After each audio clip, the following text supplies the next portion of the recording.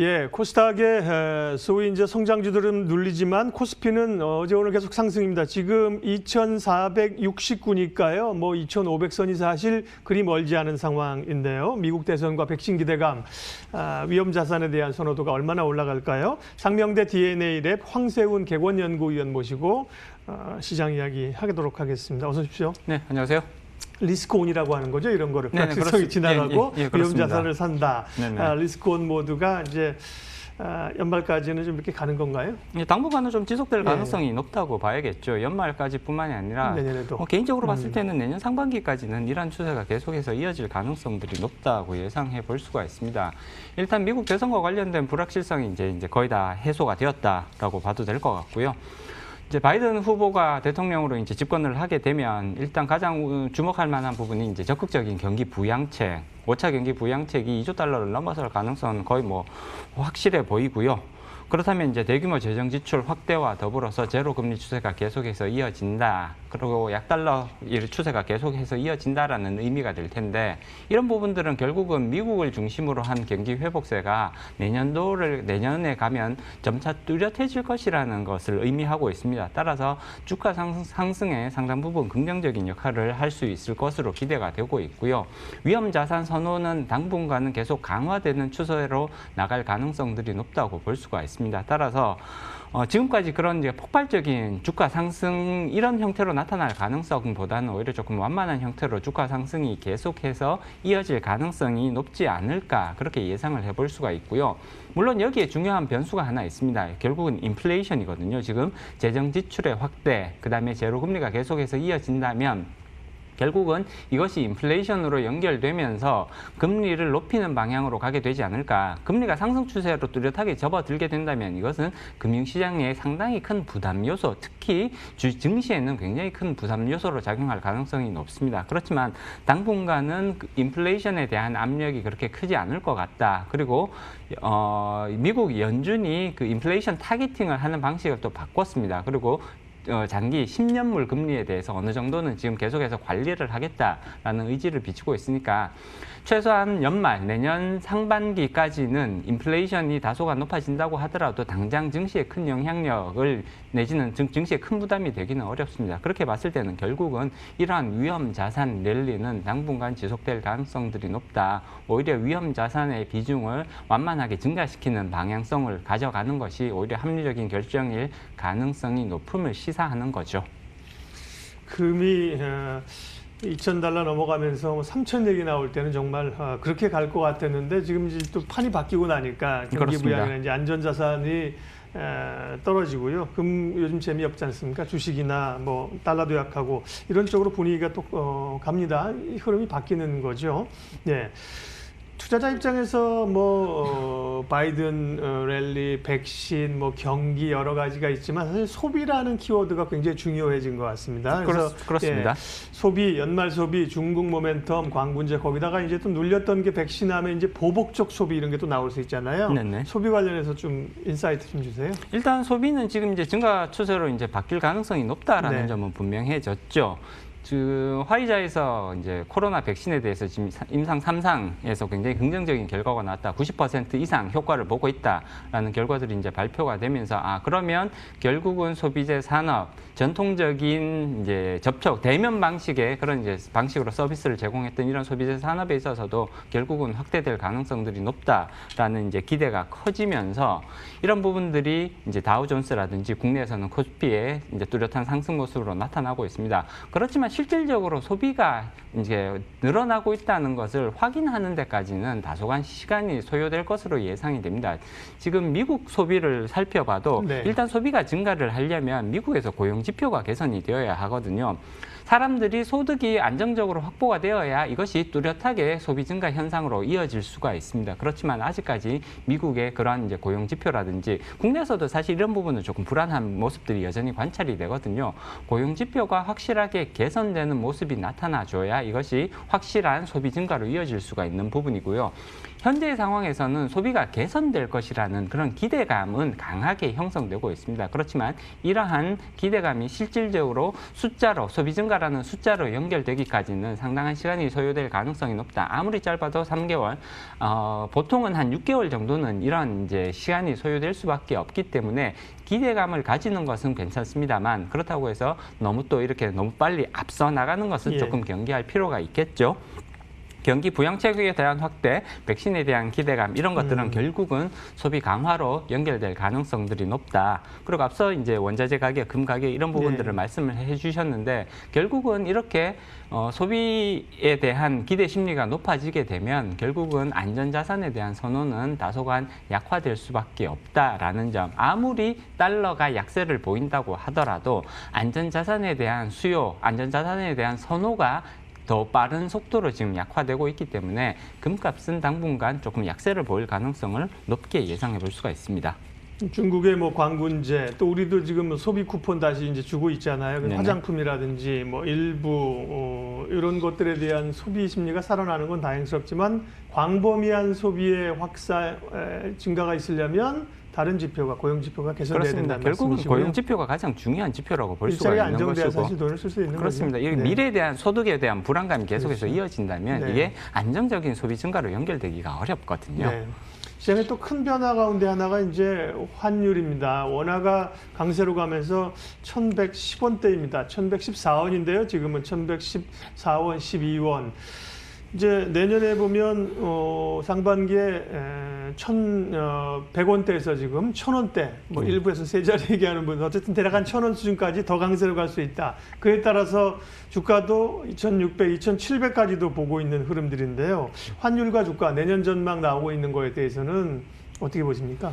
일단 환율은 추가적으로 더 하락할 가능성을 높다고 볼 수가 있습니다. 미국의 가장 중요한 정책인 재정 확대 정책, 그다음에 제로 금리 정책, 이 두 가지 정책은 달러 약세를 필연적으로 가져올 가능성이 높거든요.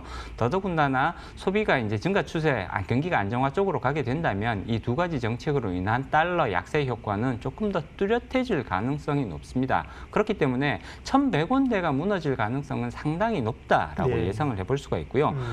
멀리 뭐 내년까지 갈 필요도 없을 것 같습니다. 사실 올해 안에도 1,100원대가 무너지면서 1,000원대 환율이 도달할 가능성은 이건 이미 현실적인 가능성이라고 전망을 해야 될 것 같고요. 따라서 달러 약세가 당분간 계속해서 진행될 가능성은 대단히 높다라는 점을 좀 염두에 둘 필요가 있을 것 같고요. 이게 이제 기업의 입장에서 봤을 때, 특히 수출 기업의 입장에서 봤을 때는 상당히 부담스러운 국면인 것은 사실입니다. 달러가 약세를 보일수록, 그러니까 원화가 강세를 보일수록 가격 경쟁력, 수출 상품들의 가격 경쟁력은 떨어질 수밖에 없는 것이고요. 따라서 수출에 대한 의존도가 높은 우리나라 경제 구조에서는 다소간 부담이 되는 것은 사실입니다. 다만 떨어지는 것보다 훨씬 더 중요한 게 얼마나 빠른 속도로 떨어지느냐. 레벨도 중요하지만 속도가 사실은 현재 상황에서는 더 중요하다고 볼 수가 있습니다. 급격하게 환율이 하락하지 않고 조금 완만하게 속도 조절이 이루어질 수 있다면 우리 경제에 부담이 되는 것은 사실입니다만 어느 정도는 그래도 흡수할 수 있는 여력들을 갖추고 있는 것이 아니냐 이렇게 예상을 해볼 수가 있는 것이고요. 그리고 우리나라 환율에 굉장히 중요한 영향을 미치는 것이 결국은 위안화와 달러 간의 환율이라고 볼 수 있습니다. 사실 우리나라 환율은 위안화에 크게 영향을 받는 그런 모습들을 보이고 있거든요. 그렇기 때문에 위안화와 달러 간의 환율이 어떤 식으로 이제 흘러갈지를 예상해 보는 것도 사실 굉장히 중요한데 지금 위안화는 중국이 지금 오중 전회를 통해서 내수 중심의 경기 부양 내지는 내수 중심의 경제 발전을 더욱더 강력하게 추진하겠다라는 의사를 밝히고 있습니다. 이렇게 된다면 결국은 위안화는 점점 더 강세로 갈 가능성들이 높아진다는 것을 의미하는 거거든요. 미국에서는 적극적으로 통화를 이제 확대하는 정책을 쓰고 있고 중국은 적극적으로 내수를 부양하는 그럼으로써 경제 발전의 쌍순환을 도모하겠다 이런 쪽으로 가고 있기 때문에 결국 조금 이제 중기적으로 봤을 때 내년 정도까지 그런 이제 시간을 봤을 때 위안화는 계속해서 절상될, 다시 말해서 위안화의 가치는 상승할 가능성이 높아지는 거고요. 결국은 이렇게 된다면 원화도 동반 강세를 보일 가능성들이 높다. 여러 가지 측면들을 고려했을 때 상당 부분 원화가 강세가 이어질 가능성이 높은 거고요.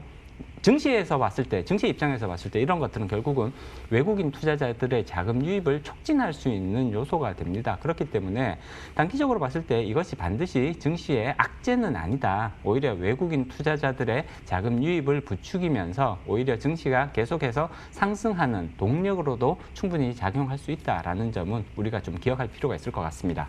예. 내년을 본다면 사실은 올해는 이제 기대감이겠지만 내년에 이제 경기에 관한 부양책과 함께 기저효과가 있기 때문에요. 그렇습니다. 경기에 대한 경기가 살아나는 모양새들이 1분기 좀 될는지 어쨌든 1분기, 2분기 넘어가면서 나올 거거든요. 그런 점에서 지금 뭐 백신이 초래하고 있는 언택 성장주의 약세, 경기 민감주의 강세 이런 쪽으로 좀 중심이 가는 건지 또 경기 민감주 쪽에서는 어떤 섹터가 좀 더 빨리 올라올 수 있는 섹터일까요? 일단 이제 지금 백신 개발 가능성이 높아지면서 그동안 오랜 기간 소외를 받았던 이제 대면 방식 컨택트 주들이죠. 컨택트 주들에 대한 관심도가 높아지고 있습니다. 그렇지만 이러한 이제 현상은 사실은 단기적인 현상이라고 해석하는 것이 오히려 더 합리적일 것 같고요.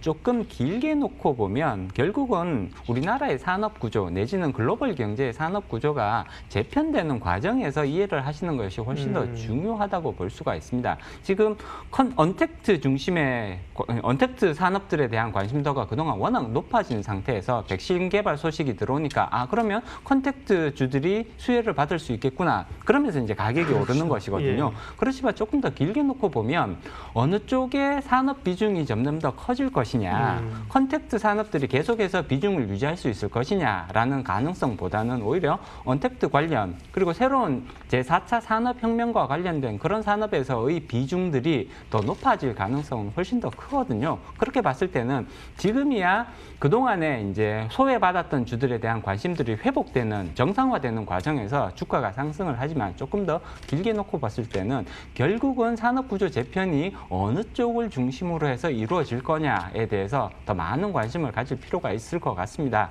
이전에 코로나19가 발생하기 이전에 제4차 산업혁명에 대한 관심도가 대단히 높았었단 말이에요. 이런 부분들을 다시 한번 좀 상기할 필요가 있을 것 같고요. 제4차 산업혁명에서 결국은 이제 비대면 방식이 4차 산업혁명 관련해서도 계속해서 강조가 되어 왔었던 부분이고요. 신재생 에너지라든지 이런 그다음에 이제 전기차와 관련된 부분, 그다음에 자율주행과 관련된 부분 이런 부분들에 있어서 굉장히 큰 관심도가 관찰이 되었습니다. 그렇기 때문에 지금 이렇게 포지션 조정과 관련된 부분들이 어느 정도 일단락이 된다면 결국은 산업구조 재편 과정에서 어느 쪽이 수혜를 받을 것이냐에 대해서 다시 한번 관심도가 이제 집중이 되면서 이쪽으로 해서 계속해서 가격 조정이 일어날 가능성은 높다고 볼 수가 있죠. 예, 굉장히 좋은 말씀을 해주셨습니다. 단기적으로 사실은 뭐 네이버나 카카오나 뭐 성장주 가지고 있는 분들은 아니 백신 나오는데 이 날벼락 맞은 것처럼 주가가 흔들리고 그러는데요. 단순히 기술주나 혹은 이제 경기주냐 이 시각이 아니라 우리 산업 구조가 어떻게 재편돼 가고 있는가 그걸 보면 답이 나오네요. 예, 정리 좀 하겠습니다. 기대감들은 높아지는 상황 속에 변동성도 좀 있습니다. 자산대분 전략, 투자 전략 마무리해 주십시오. 네네. 일단 경기 회복이 가시화될 가능성들이 높아졌다라는 점에 조금 이제 염두를 두실 필요성이 있을 것 같습니다. 이렇게 이제 모멘텀이 바뀌는 내지는 전환점이 되는 시기에 있어서는 가격 조정이 좀 활발하게 일어나면서 소외받았던 종목의 주가가 오르기도 하고요. 주가가 잘 오르던 종목에서 주가가 떨어지는 현상도 관찰이 됩니다. 그렇지만 조금 더 긴 호흡에서 어느 쪽이 결국은 위너가 될 것이냐 장기적인 관점에서 조금 평가를 해주시는 그런 전략들이 필요해 보이고요. 그리고 또 한 가지 지금 이제 주가는 특히나 내년 상반기까지는 완만한 상승 곡선을 그릴 가능성들이 더 높아 보입니다. 그렇기 때문에 위험 자산에 대한 비중 확대 전략은 현재에 있어서는 굉장히 유효한 전략이 될 가능성들이 높다. 조정기가 그래도 중간중간에 한두 번씩은 반드시 찾아오게 되어 있습니다. 그렇기 때문에 조정기간에 오히려 매수세를 조금 확대하고 매수 시점을 분산시킴으로써 리스크는 어느 정도 통제를 하면서 위험 자산에 대한 비중을 늘려가는 모습 그리고 소비재 관련된 그런 이제 업종에 대한 비중을 늘려가는 이러한 전략은 중요한 전략이라고 생각해 볼 수가 있죠. 예, 기대감 속에 다소 변동성이 있는 시장 흐름입니다. 집중 분석 상명대 D&A랩 황세훈 객원연구위원 함께했습니다. 고맙습니다. 선생님. 네, 고맙습니다.